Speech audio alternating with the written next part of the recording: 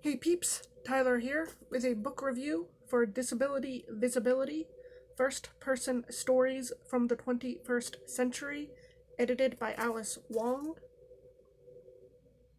as well as some extra recommendations on disability and some books that I haven't read yet but would like to.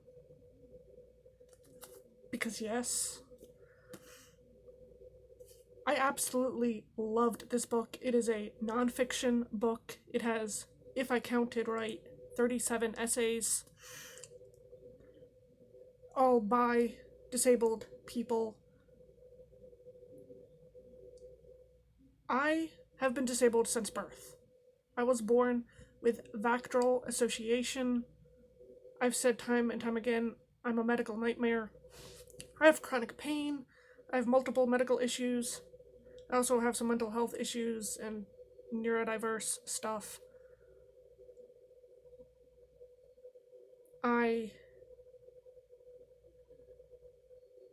With VACTRL association, it is an acronym. Each letter stands for something different. You can have 3 to all 7 of the letters. I definitely have the V, which is vertebrae, A, which is anus. I don't quite know about the C, because I was born with a heart murmur, which is, C is cardiac, but like heart murmur is very common, and I think that's all, which closed up on its own. So I hesitate to say that one. I don't have the T or E, trachea and esophagus, though I have like acid reflux and shit to there. But that's like a trachea esophagus fistula or something. So I don't think I have that. R, which is renal, I have. L, limb, I have it, but very minor. Within the different letters, there's different issues, different severities, so VACTRL can be extremely different from person to person. It's not a one-size-fits-all at all. With the V, I was born with some missing and deformed vertebrae, now developed into scoliosis. I've always had chronic pain, including in my back, as well as other places. A, the anus, I was born with imperforate anus, which is basically fancy word for no butthole, which 1 in 5,000 people are born with imperforate anus. So it's not common, but like it happens. I did a Malone, which I called an enema growing up. I did that every day from when I got it when I was 7. I did enema the old-fashioned way before that, to when I got a colostomy when I was 23, which I chose to get. I have a colostomy now. I have to drink like prune juice and Marilax and take laxatives, because if I don't, nothing happens. That's my particular issue with the A, is severe constipation. It's no joke. If I don't do something, I'll end up painfully dying. It's not a good topic, but it's life. And so I've always dealt with stomach pain as well. Since I had a car accident when I was 21, I've had more chest pain and issues there, so that's become a chronic pain issue. I had an awful hospital thing with that. After a car accident where I was in the driver's seat, the car hit the back of the driver's side and made the car go 180 from one side of the intersection to the other, and it was a big intersection. They're just like, well, you can breathe and you're not crying, so you're obviously fine, go home. I could not breathe without pain or laugh or sneeze or anything like that for several weeks. And ever since then, which it's been over a decade, I've had more chest pain. And that's not my only bad experience with that hospital. Nor am I the only one. Our hospital is atrocious. And my other experience with that hospital is even worse. But, apart from that, I also have a hemangioma on my leg. It's large and ugly. It's a tumor that I was born with. It's grown with me. It's on my right knee to my privates. It's on my right labia. It doesn't always hurt, but sometimes it does. I didn't used to know why. But then my friend said her issues flare up often with low pressure, so I started paying attention. I'm a human barometer. I don't know why, but it does hurt in relation to low pressure. At least now I know why. I can't do anything about it because I can't control the weather, but at least I know why, I guess. With it, it does increase my risk of blood clots, and if I get it cut, I can more easily bleed to death, so I have to be protective of it. It's not always visible, like if I'm wearing pants, you can't see it, but if I'm naked or wearing shorts, you can see part of it anyway. Because it's also apparently in a jumbled mess around my uterus and my liver. I do have other issues in my whole uterus area there. I don't have any liver issues. But they found out it was inside me like that through surgeries. I have tendonitis in my feet. I acquired that in my early 20s. Like I said, I'm now 31, so that's not going anywhere.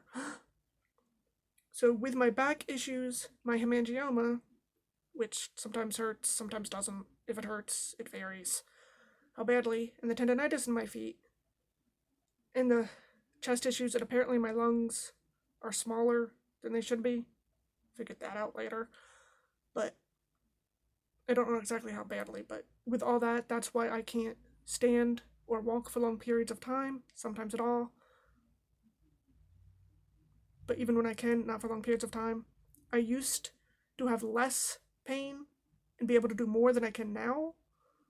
So that's also a thing. But I have always been disabled and I have always had chronic pain. The R has to do with kidney reflux and neurogenic bladder, and the L is literally just this. Which is why I said that's very minor. Like, wow, I have 9 fingers. That doesn't affect anything. In terms of pain or stopping me from doing anything. That I was born with 10 fingers, but my left thumb didn't have any, like, bones or anything in it. It was a useless flap of skin. So, when I was 2, so I don't remember it, I had a polycization surgery where they took my left thumb off, the useless flap of skin, and put my index finger in its place, which is why it looks like that, because it still looks exactly... I've heard people say that it looks like a thumb. I'm like, why are you trying to... Right thumb, perfectly normal.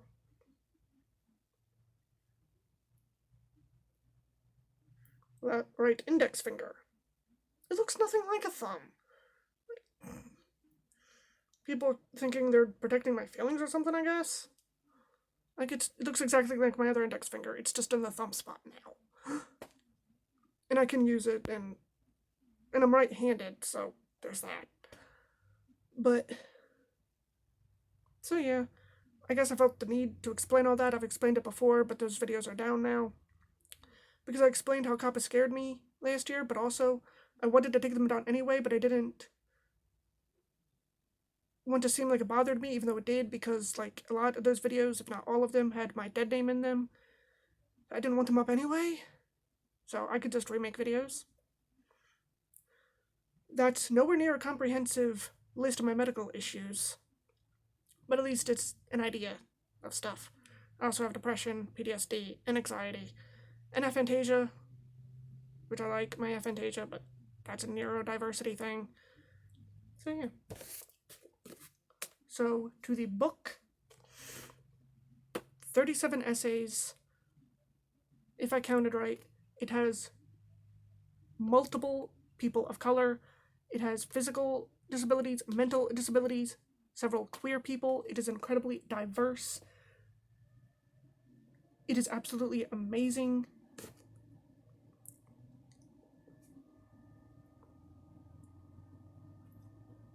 One in 5 people in the United States lives with a disability. Some are visible, others less apparent, but all are underrepresented in media and popular culture.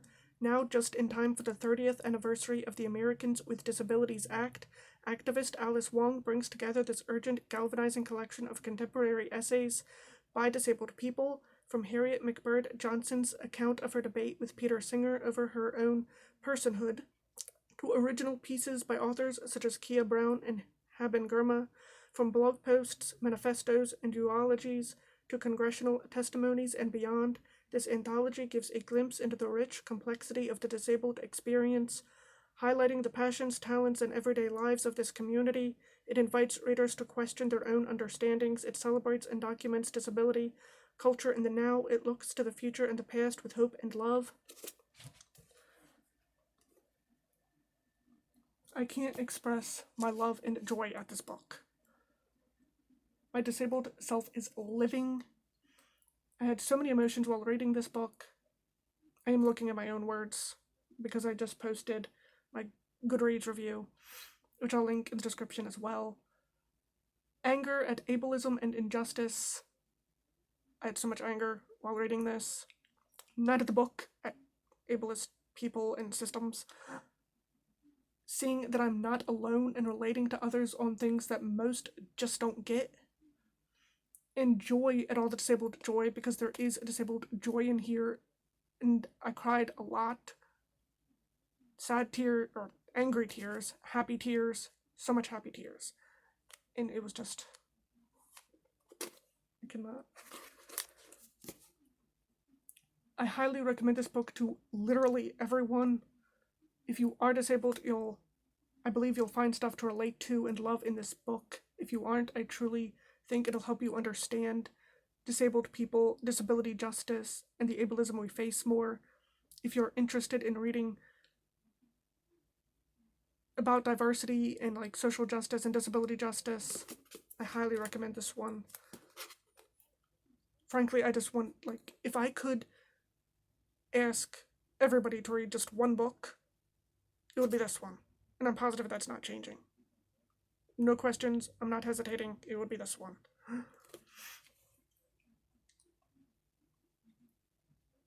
It's accessible and so very much needed. Some of my favorite essays include I'm Tired of Chasing a Cure by Liz Moore, Why My Novel is Dedicated to My Disabled Friend Maddie,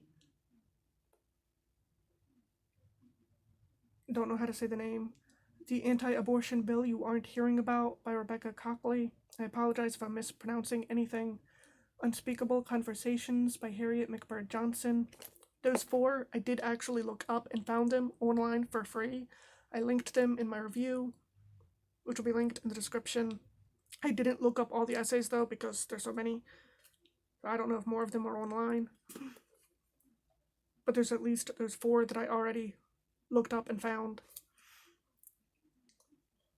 And then there's also For Kate D. Davidson, Who Loves Us by Talila B. A. Lewis, Radical Visibility, A Disabled Queer Clothing Reform Movement Manifesto by Sky Kubakub, which has a website that I looked at, and after reading that essay, it is the most beautiful thing I've ever fucking seen.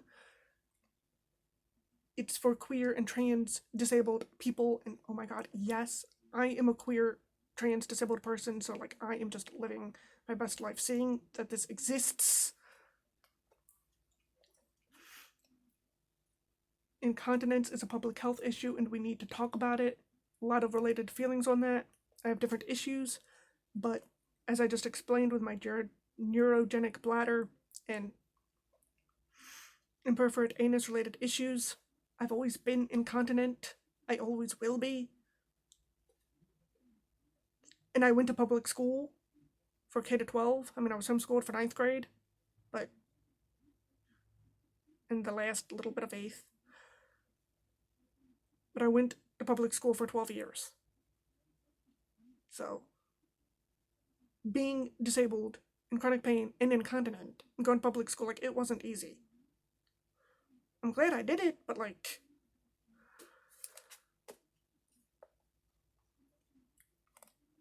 6 ways of looking at Crip time, and those are just some of them. I truly loved this entire book, every single essay. Some I loved more than others, but there wasn't any that I disliked. It gave me stuff to think on. It gave me stuff to relate to that no one I know in real life understands. I learned things, and I had so much joy. I highly, highly recommend this book.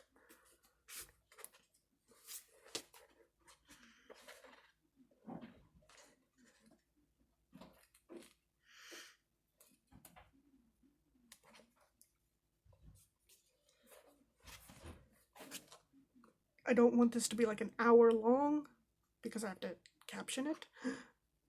So it's going to be a long video. But one of the things that I really related to that got me so much was I still have so many things wrong with my body and I'm tired of being poked and prodded. It talks about being poked and prodded and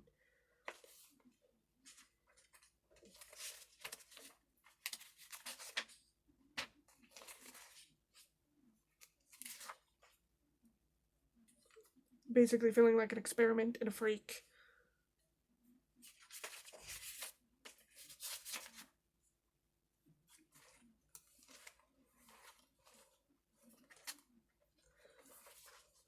And it made me realize that that's a large part of my medical trauma from when I was a kid. Because, as I said, I was born with a lot of medical issues. And I'm 31. I grew up in the 90s before social media. And Vactrol is rare. I've seen that it's said from like 1 in 10,000 to 1 in 40,000 people. Even if you go with a higher rate, 1 in 10,000, that's still rare. I have never met, to my knowledge, somebody with Vactrol. I say to my knowledge because maybe I have and I just didn't know it. But to my knowledge, I've never met somebody else with Vactrol. It was called Vater syndrome when I was growing up. They since added the C and L. And not knowing anybody else with my issues at all, not having access to social media and the internet to find other people with those issues, and being a child, having got doctors constantly tell me, never heard of that, when being told my medical issues, again and again and again and again, constantly told as a child from doctors that they've never heard of the issues that I have. And then proceeding to look at me like I got 3 heads or something. Can you imagine what that does to a child? And being constantly poked and prodded and looked at like you're a freak and thinking you're the only possible freak in the world because that's all you know? You feel, to your knowledge, you're the only person in the world like you, and it hurts because you're literally in chronic pain and you're constantly poked and prodded and looked at like you're a freak and experiment. Imagine what that does to a child. I can't get it through enough in words.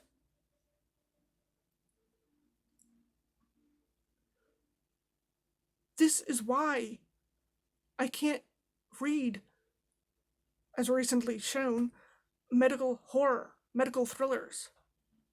There's some medical nonfiction I kind of want to read, but like medical true crime, hell no. Medical true crime, medical thrillers, medical horror, I can't do it. And I have PTSD for multiple reasons. I was in a house fire in 2012. I was saved in the nick of time due to my neighbor with a ladder, thankfully. But I lost everything, and I was in it. And I've had many nightmares and panic attacks, and I'm constantly checking everything. So I have PTSD from that. I have PTSD from multiple kinds of abuse as well as rape. But I can read those things. Sometimes I'll have to take it slow. right after the fire, I was trying to avoid anything with the word fire or even remotely related. But now I can read those things. Don't, like, take my experiences on those and use them against other people with PTSD. Like, don't use me against other people with PTSD. I'm just explaining from my experience, and PTSD differs from person to person, and even with me, it differs, like, how it manifests or affects me through the different things. Like, some things I can handle better than others, but the medical trauma shit, I can't touch stuff like that with a 10-foot pole. But also, it's been my entire life. I didn't even know before reading this book, another thing, that infanticide was a thing. Killing disabled babies, like, they're already alive, they're out of the womb, they're born. Killing disabled babies. I didn't even know that was a thing. That infuriated me.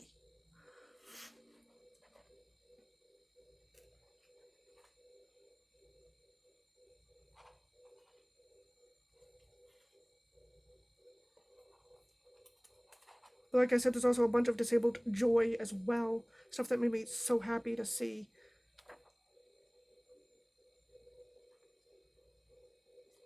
So much to relate to, so much awesomeness.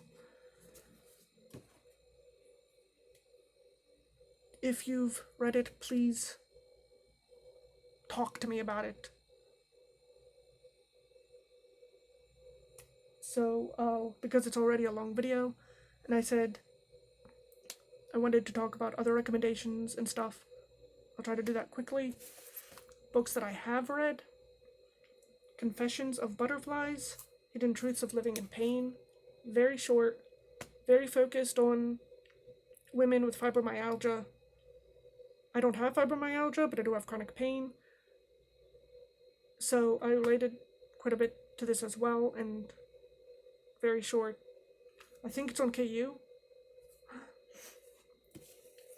This I'd classify as a neurodiversity, which personally I like having aphantasia. That's a different video, I guess. And I'm not saying other people with aphantasia have to like it. I'm saying I do. But this is Aphantasia, Experiences, Perceptions, and Insights by Allan.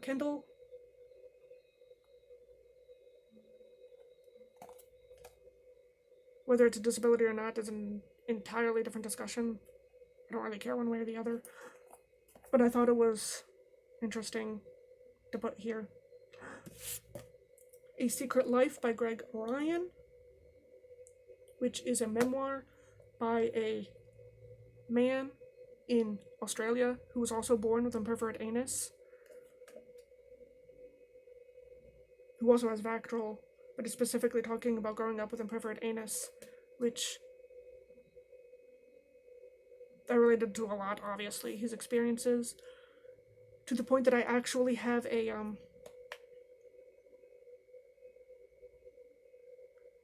blurb on the back of the book, because I had written a review for it, because I was like all over reading it. And then I loved it and I wrote a Goodreads review. I'll link it in the description. The blurb on the back does have my dead name, because it was before I came out as non-binary and changed my name, so that's a thing. But yes. This is extremely dusty. Is a fiction anthology. It's Unbroken, 13 stories starring disabled teens. I mostly really enjoyed this. It has, again, a diversity of stories. It's all by disabled adults. There's some people of color, there's some queerness. And I enjoyed most of the stories, I believe. This is a mixture, Disabled Voices Anthology. It is a mixture where it has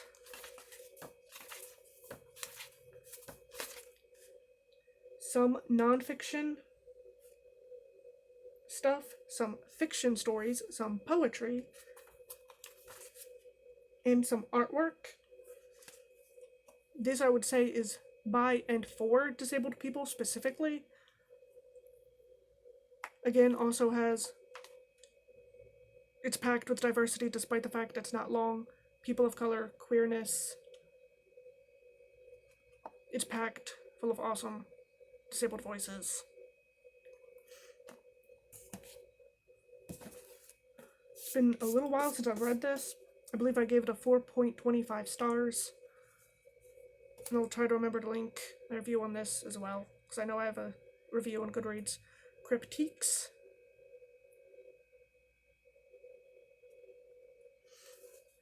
Critiques is a groundbreaking collection of essays by disabled authors examining the often overlooked provocative sides of disability, exploring themes of gender, sexuality, disability, crip, culture, identity, ableism, and much more. This important anthology provides much-needed space for thought-provoking discourse from a highly diverse group of writers. Critiques takes a cue from the disability rights slogan, "Nothing about us without us," illuminating disability experiences from those with first-hand knowledge. Critiques is for people invested in crip culture, the ones just discovering it, and those completely unfamiliar with the term. From what I remember, I would describe this as a disability 101 type of thing. I believe it also had some diversity, some people of color, some queerness. And I mostly really enjoyed this book. It's like a disability 101 basics thing that if you really don't know where to start, I think this would be a good place to start. It's nonfiction. This is a poetry book that I really loved. I know I gave it 5 stars. Cripple Poetics. A bunch of different poems. I think there were a few that went over my head, but for the most part I really loved it, and I just couldn't give it less than 5 stars. So those are all the ones that I have read. Now some that I have not read. I might read this soon. A Quick and Easy Guide to Sex and Disability. Really short, graphic novel thing. Because yes, us disabled people have sex too. Like if you want to. For some reason, that confuses some people. This is a fiction anthology, science fiction, accessing the future. So like disability futurism.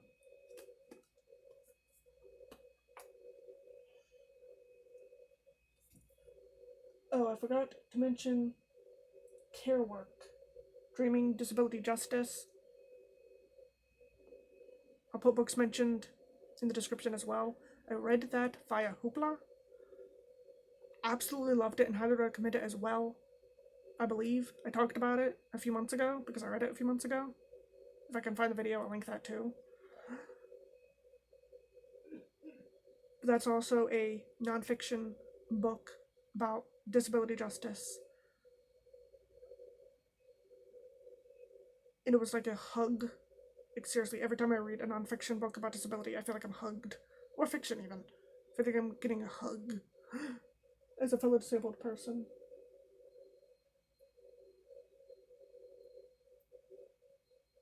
Yes. But back to the ones I haven't read. Disfigured on Fairy Tales, Disability, and Making Space.